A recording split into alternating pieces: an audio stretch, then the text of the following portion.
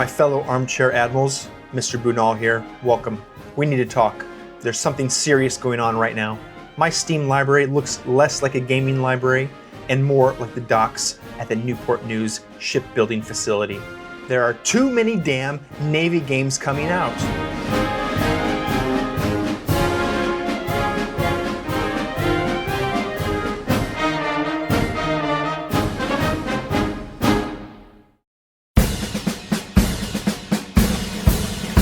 Hello Admirals, welcome again to Mr. Bunal Gaming. I am Mr. Bunal and I just want to thank you again for watching here. If you are new to the channel, please consider subscribing to my channel. We are almost at 2,000 subscribers and I am thankful and grateful for every one of you here joining the Bunal Brigade. Please consider also liking this video, and if you're on your mobile device right now, please hit that hype button below. It just takes you 1 second and it really helps me get in front of the algorithm. Now Admirals, don't get me wrong, I love it. I bought Task Force Admiral on its release day. I recorded and made tutorial videos for Task Force Admiral as it was coming out on demo. It's an incredible game. It is a visually stunning masterpiece. If machinima was still a thing, that would be a perfect setting to build some awesome World War II Navy flight combat videos. In fact, it still might be. There might be people out there making that kind of stuff. And kudos to them if there are. In Task Force Admiral, you're commanding a fleet in the early weeks of the war in 1942 in the Pacific Theater. You're managing real-time crisis without all that cheesy tech tree and buffs and super jet blah, blah, blah, blah, blah. It is realistic. It's grounded in actual carrier tactics and naval aviation strategy. It is one of those hardcore, realistic kind of games that I love and thrive on. I am all about the realism.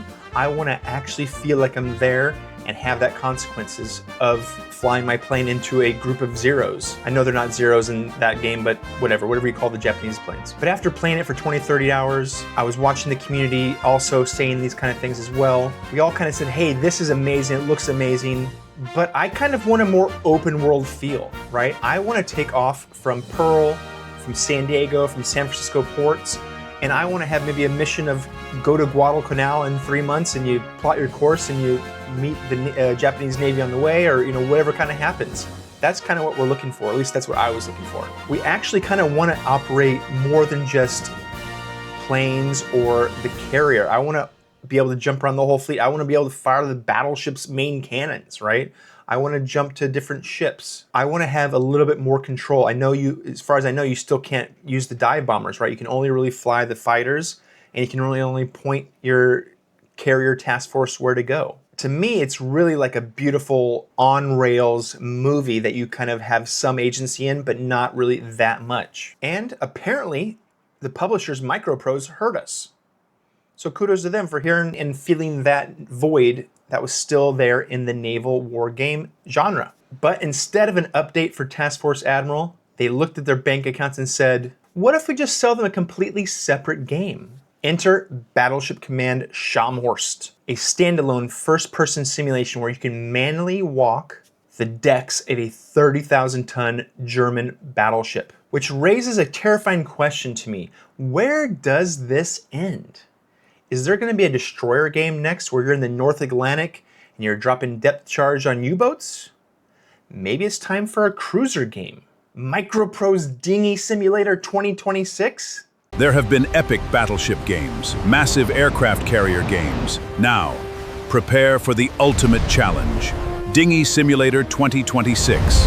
Why can we not just control a whole fleet in a singular sandbox game? Today we are diving into a massive wave of World War II and modern naval warfare games hitting the market soon or already have just come out in 2026. I'm limiting this video to only games that have come out in 2026 recently or are pending coming out this year. We are going to be checking out their roadmaps and deciding if my and your wallet can withstand this onslaught. Okay, Admirals, let's get into it. Let's start with the catalyst here. Task Force Admiral Volume 1, American Carrier Battles. This is 8 Victor 55. 2 carriers and battleships bearing 320, distance 180. This is pure, unadulterated 1942 Naval Command. No arcade nonsense. You are the flag officer managing air groups, parsing through the fog of war, and orchestrating strikes over Midway. According to their latest roadmap, 2026, The early access build is expanding aggressively. Short term, we've already gotten the combat chatter, static and animated crews, and brand new strike and search options. Later on down the line, they're going to be adding more refined combat surfaces and submarines. So why do we need a whole separate game just for battleships? Well, because Battleship Command Scharnhorst isn't just a strategy game, it's an immersive simulation. You aren't just clicking on a map, you are physically walking the control rooms, meticulously recreated from historic blueprints. You take direct control of gunnery, fire control systems, and radar to hunt Allied convoys in the icy Norwegian Sea. Looking at their roadmap 2026, they just launched a single mission in editors, but the short-term plan includes more shore batteries, mines, and a dedicated patrol mode. Midterm is bringing player ship torpedo launchers and a full campaign coming long term. Now, hopefully that translates to more of a open world campaign versus a fully on rails campaign. But I'm not holding out that much hope for it. It does make smart business sense to split them up to achieve this insane level of detail, but my inner fleet commander still just wants them to merge like a giant Voltron of steel and high explosives. Of course, you can't have a naval boom without the silent service. And we have two wildly different flavors coming down the pipeline. First up is Silent Shark, an indie passion project developed by John Gurning, the guy behind Smooth Track. If you miss the old school tactical plotting of Silent Service 2 or Silent Hunter, this is your dream game. It strips away the flashy 3D gimmicks and doubles down on the tactical map mode. You are using authentic period instruments, tracking context via hydrophone sound pitch, and manually calculating distances with a fully functional statometer. It's pure, beautiful math under pressure, and it's listed as coming soon on Steam. And I just played on live, and I gotta tell you, it was a lot of fun. It looked really cool. I liked it when I was able to hit my torpedo onto the ships, though, as it says here in my description, there is a lot of math. It's super realistic. You have to kind of be into plotting the courses and understanding degrees and how to actually triangulate things. So it's not necessarily a point and click at all. It's very much in what I assume is based in a lot of reality, and it's somewhat difficult for my first playthrough. Now, Admirals, if you prefer your submarines nuclear powered and terrifyingly high tech, Modern Naval Warfare just dropped into early access. You command a Virginia-class nuclear sub in the South China Sea. Every bolt, frequency, and sonar ping is simulated with PBR graphics and real-world GIS data. It's currently sitting at mixed reviews because, let's face it, simulating real-time Fourier transformer signal analysis on a sonar array means it has an actual learning curve steeper than Mount Everest. But if you want a true modern techno-thriller campaign, keep your eyes on this one. Now, if all that plotting and math gives you a headache, Gaijin Networks just published Modern Warships. This is the complete opposite end of the spectrum, a cross-platform, arcade, online action game. Think guided missiles blasting from cruisers, stealth fighters tearing through the sky, and submarines surfacing just to cause chaos. It's fast, customizable, and perfect for when you just want to blow stuff up without calculating a torpedo's gyro angle first. For the traditionalists, we also have Naval Tactics, coming soon from Reflexsoft. This is a stylized, top-down, real-time strategy game focused on the first half of the 20th century. It features over 110 historically inspired vehicles and a massive campaign where you have to actually manage supply lines and upgrade your Pacific bases. If you want a clean strategic overview of the war without first-person claustrophobia, this should be on your wish list. And I also played this one earlier in the year when I did my look at the top 3 carrier games coming out. And finally, just to prove that Microprose wants ownership of my entire gaming budget, they aren't just staying in the water. They are taking us over the skies of Europe with the mighty 8th VR.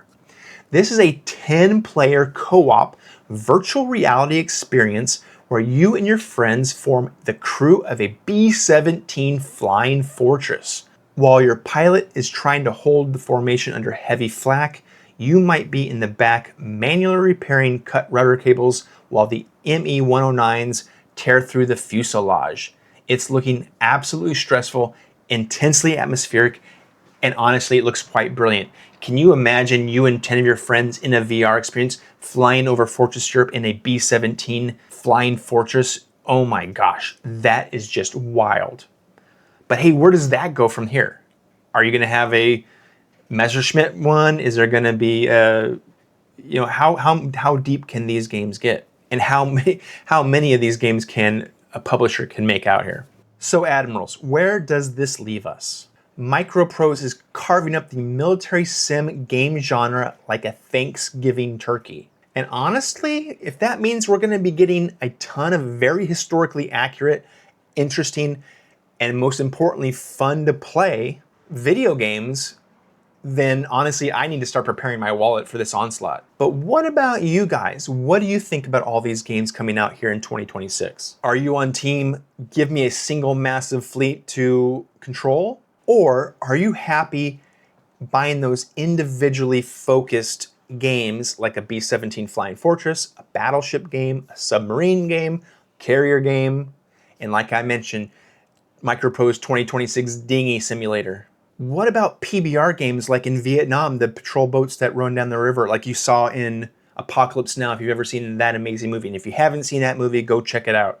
And check out the Redux version if you're getting a little wild. Or Swift boats, or PT-109 like JFK was on. You know, how granular is too granular? That is the ultimate question here.